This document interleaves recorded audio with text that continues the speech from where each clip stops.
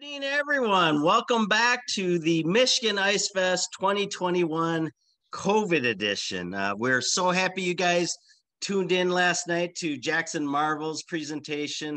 It was really great to see a familiar face and have everyone comment on our Facebook page and join us. And so we are missing you dearly this year, but I am happy to report Munising once again came through. We have great ice right now, and it's a whiteout blizzard outside. So Munising is missing everyone as well. A couple of things I'd like to give a shout out to Jeff Thorne and their watch party. They sent an amazing photo. They still have their registrations on from last year, all their t-shirts and pint glasses. And I hope a lot more people are joining us tonight and having a cold one for this amazing presentation we're going to get from Paul. We'll get to that in just a sec, but I want to remind you, we do have that Michigan Ice Fest photo contest. Hashtag Michigan Ice Fest 2021. Get entered in to win a free registration to next year's event and a free class of your choice. We're still doing the American Alpine Club raffle.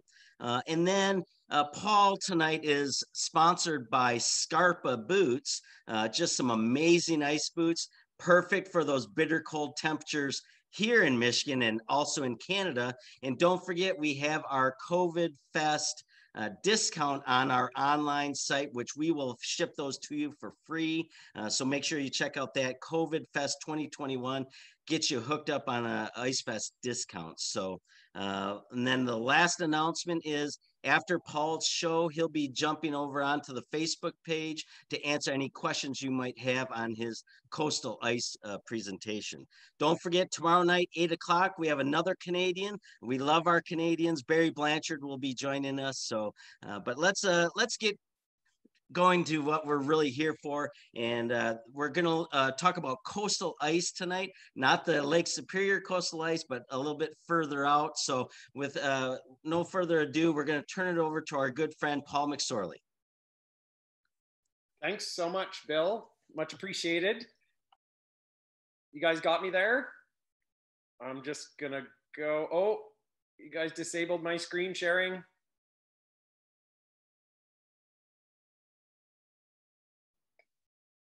Got to get back to that there, Bill. Try that now, Paul. Oh, there we go. We're in.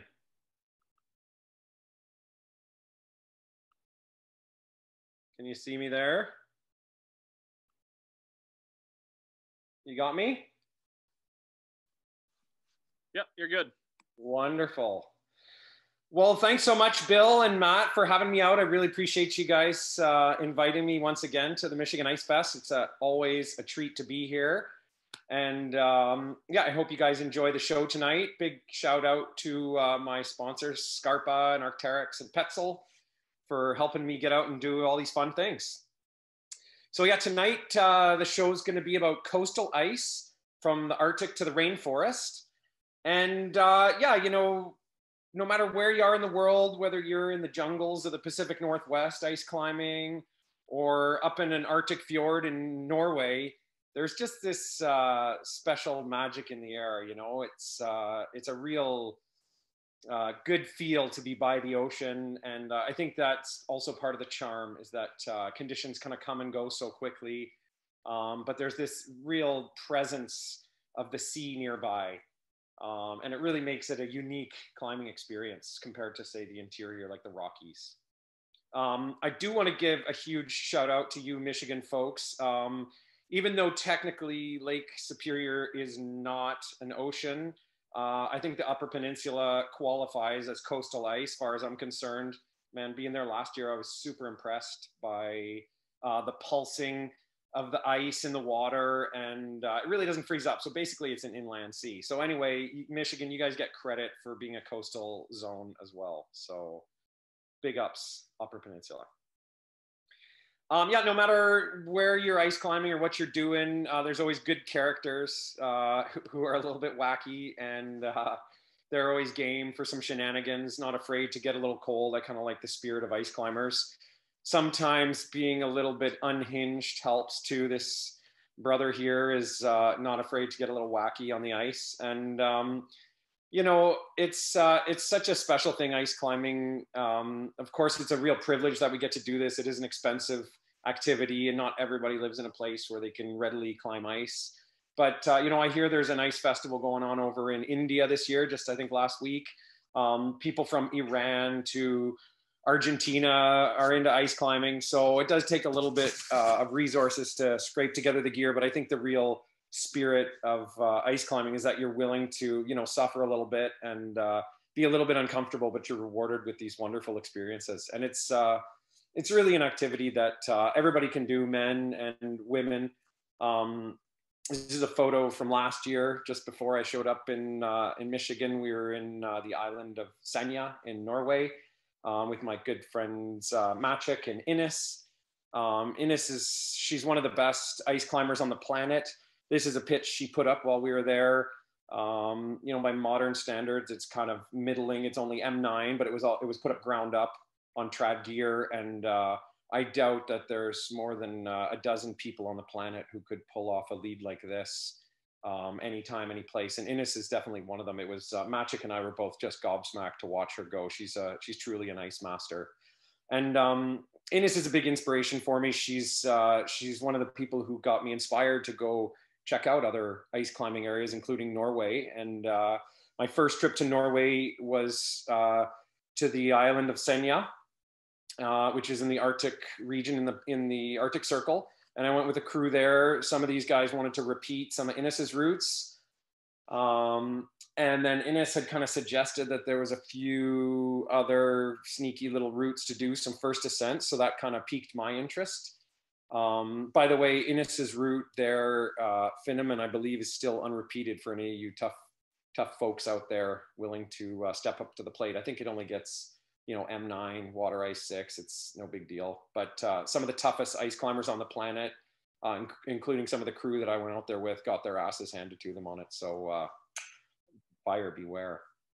But yeah, Ines suggested that we should go check out this mountain called Breitinden.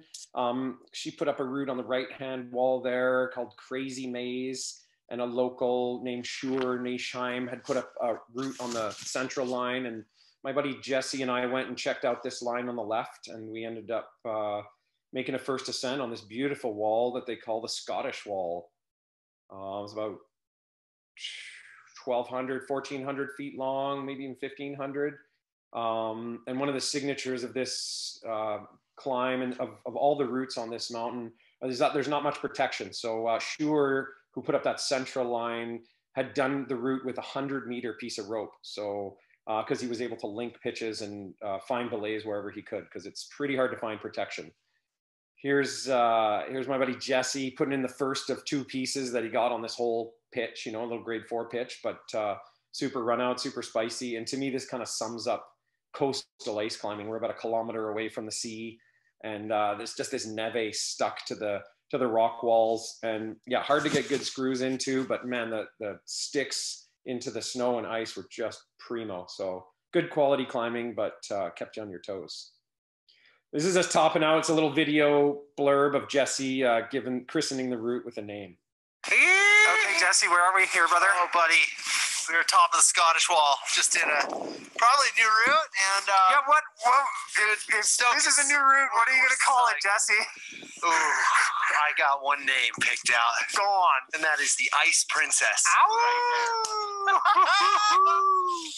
That was cold as ice. Look at this fucking scene from the summit of Brighton, the highest peak on Senja Island. Here we are above the fjords. Ice Princess. Ice Princess. Aptly named. Oh, man. We got a long way to go. Those dueling mountains, that's where we got to go home to. We got some work to do. All right, signing off from the summit of Stoked, man. Oh. Yeah, so Jesse was having some relationship problems back there. You know, he named the route in honor of his now ex-girlfriend. But yeah, so this is called the Scottish Wall, and kind of piqued my interest a little bit to go to the original homeland of winter climbing, which is Scotland. This is the storied Ben Nevis here that we're climbing on, and went there just a couple years ago with a good crew of friends, just to see what all the history was about. And you know, when you look at the bend on paper, you're like, ah, this is mini putt. You know, the cliffs are like 200 meters high. It's nothing compared to the Canadian Rockies or to the Alps or something like that. But I tell you what, there is no place on earth that climbs so savagely as Scotland. It is just a can of whoop ass. And I got my ass handed to me here. So I've never taken a fall winter climbing before, and I took 2 massive whippers here in Scotland. So pretty eye-opening. But thankfully, you know, there was good gear, and it was just part of the joy. Here's a little video clip. It's kind of embarrassing. We're pretending to be Scottish in this video. My buddy Mark and I are working our way up a climb here, and pardon the bad Scottish accents.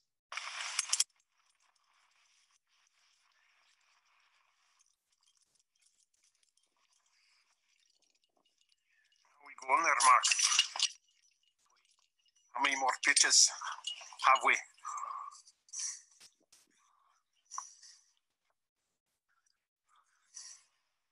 I say we have 2 more. 2 more? You reckon, eh? 2 more rope lengths.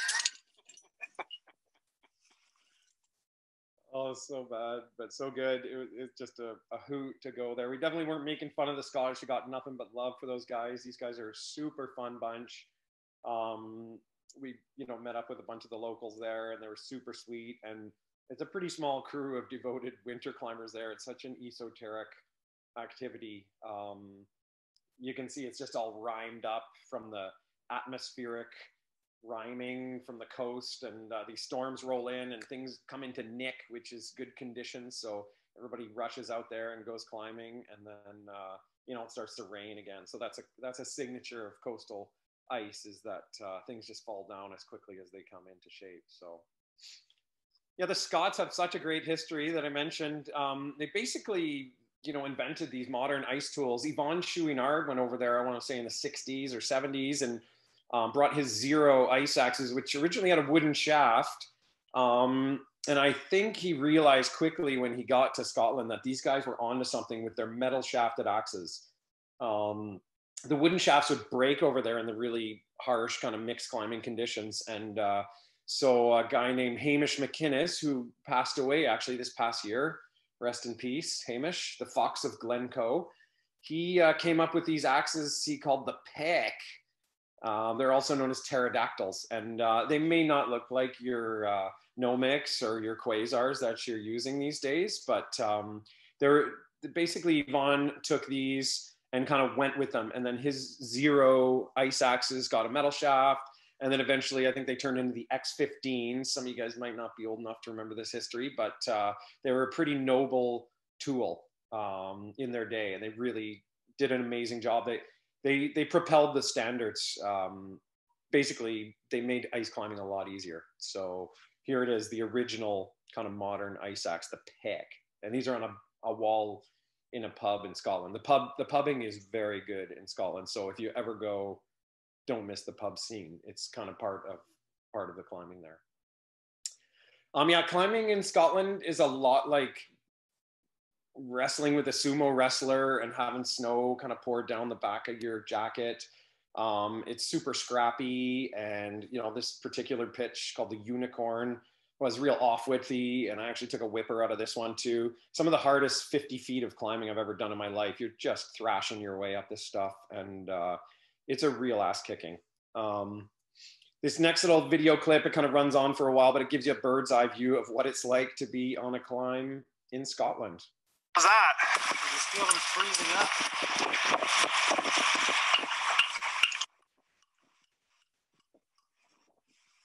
Do you think that your haircut of last night helped, or? It's not hanging away. It was getting kind of wet and stuff last week.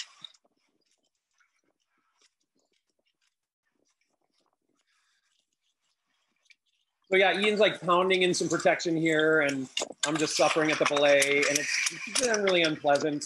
But yeah, you kind of gotta pound in the gear. Like we're using hexes and nuts and stuff. Cams don't really work. Ice screws are few and far between, and it's taken him several minutes just to get one piece in.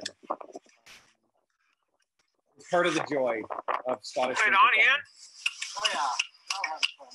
Yeah.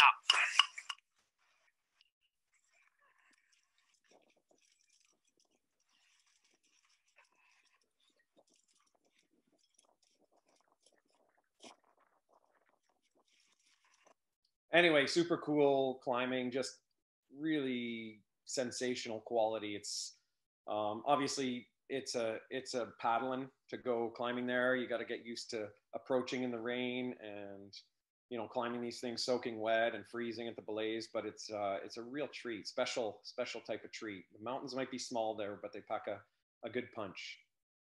So if you think the weather was bad in this clip, this one I've got here, Marc-Andre questing up the Sioux Wall. It's a Scottish 8. We never figured out the ratings there, but it's tough enough.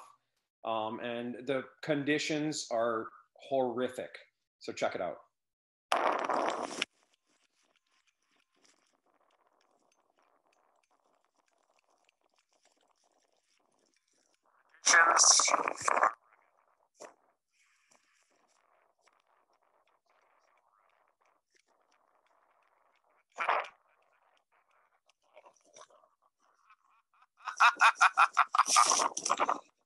Amazing.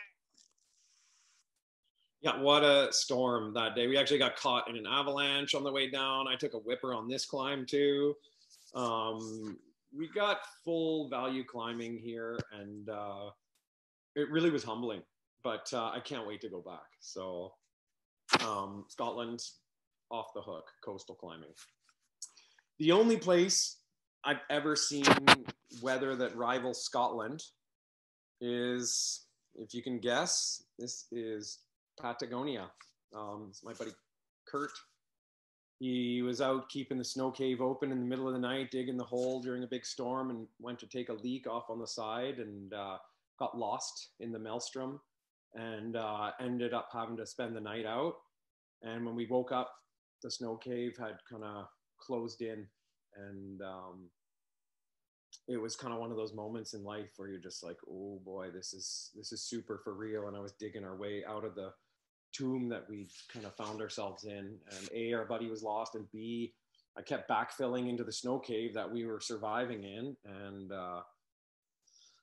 it took about 20 minutes to dig ourselves out, and the whole time I bet I grew a few gray hairs there. It really was like a life-changing day, and thankfully Kurt had done the right thing and just kind of hunkered down. But the weather in Patagonia really sets you straight here. So Kurt obviously had a life-changing bivvy outside the cave, and he did the right thing. He just hunkered down and didn't go too far, didn't walk too far, but he was lost 10 meters from the mouth of the cave. So quite a place.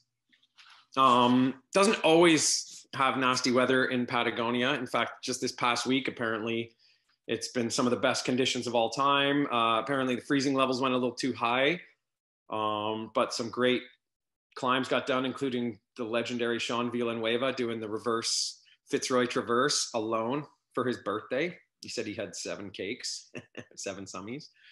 But yeah, this past week, apparently mountains like this one were out of condition because the freezing levels were way too high, up above 3,000 meters. And this, of course, is the Circo De Los Altares, which is the home of, Cerro Torre and Torre Ager and Cerro Standhart. And Torre is kind of the one just left of center there, and possibly one of the most beautiful ice climbs on the planet. It runs right up the right-hand skyline of the Torre.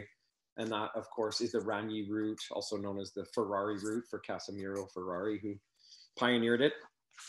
Basically, there's the fjords of the coast, and then a big flat ice cap for about 30 miles. And then, boom, the weather just slams into the Torre Massif. And it creates some of the most unbelievable structures you've ever seen in the mountains. And these snow mushrooms are just mind-bending. And obviously, the climbing is as good as it gets. These two fellows actually, and there's a third there, Gabby and Wenny, and then El Indio, they're making the first ascent of Directa del Huarpe on Cerro Torre's west face. So it's like a direct line.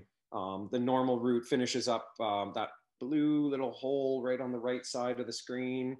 You have to tunnel through this thing to get onto the summit plateau of Cerro Torre, and it's kind of some of the most jaw-dropping climbing you'll ever do. You feel like you're in the middle of a Salvador Dali painting.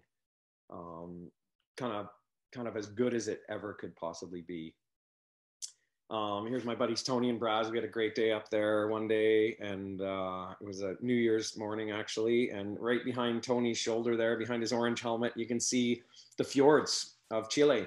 So the ocean's back there, and again, that weather just kind of comes screaming off the sea. All this moisture collects cool air masses off the ice cap, and then slams into the spires in Chalten and all through the Cordillera really, and creates these incredible rime ice conditions. But some days are magic, and this was one of them.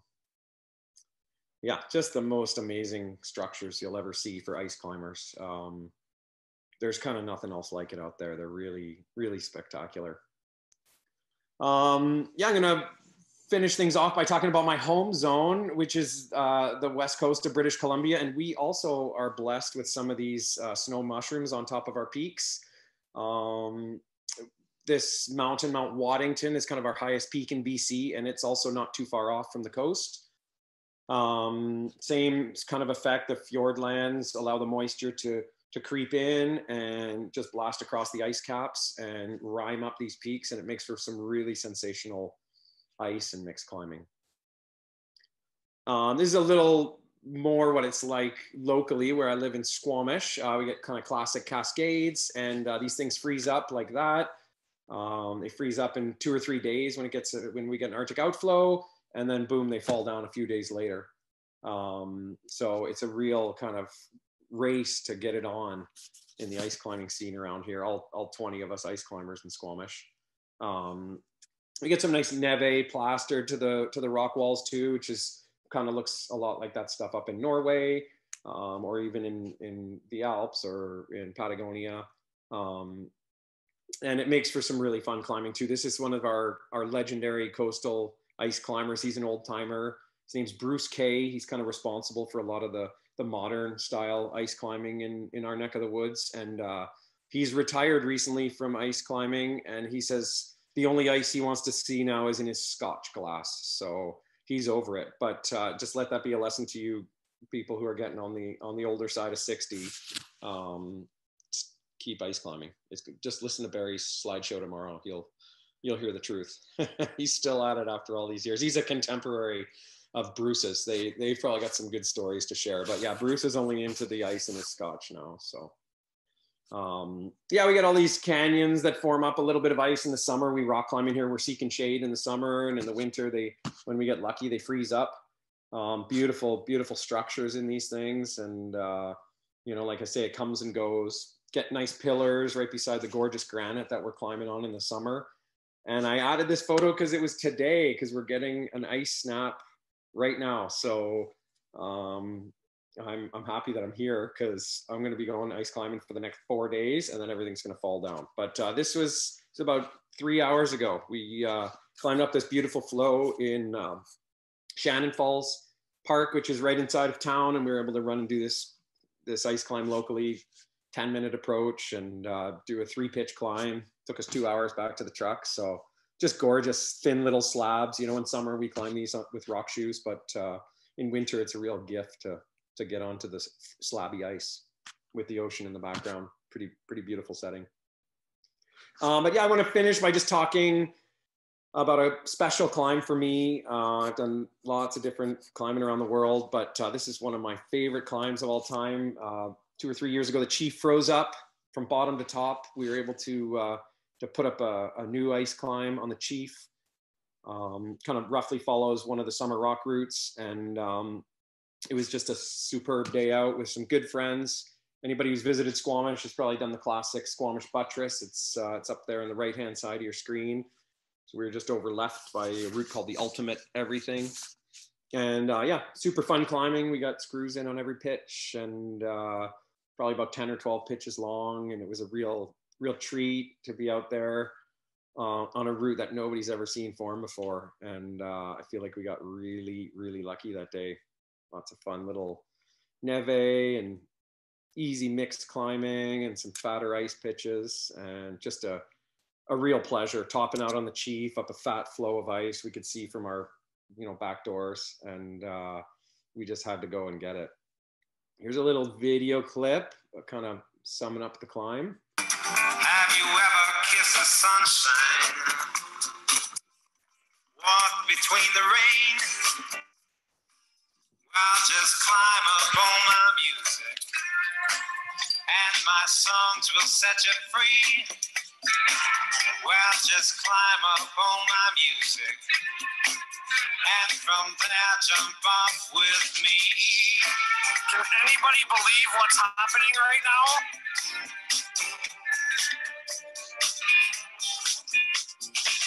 Well, there was a girl.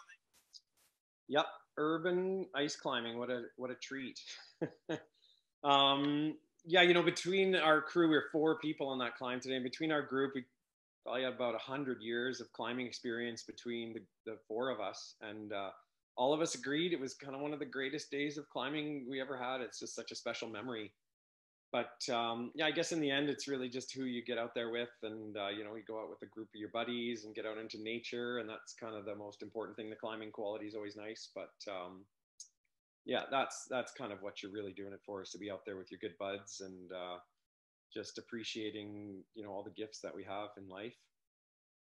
I just want to finish by showing a quick clip of my buddy Marc-Andre. He lost his life on this coastal mountain up in Juneau, Alaska, a couple seasons ago, putting up this really striking line that leads to the central summit there in the middle of the photo. Him and Ryan Johnson made the first ascent of this beautiful ice line, and they disappeared on the way home, and we never have seen them since. And super tragic. So ice is obviously a super serious thing, and it's always tragic to lose a good friend. So kind of the ice climbing kind of keeps things in perspective. The most important thing isn't going climbing; it's spending time with your friends and loved ones. Here's just to find a little clip with Mark talking about coastal ice. Hey, Mark, what's going on here? Just about to start our first Scottish mixed route. How's the neck? The neck is good. Puking snow. It's not too windy. It's sort of cold. It looks like winter, so it must be winter. Yeah, how's this ice above us look? Oh yeah. Looks a neck. Coastal neck. Coastal.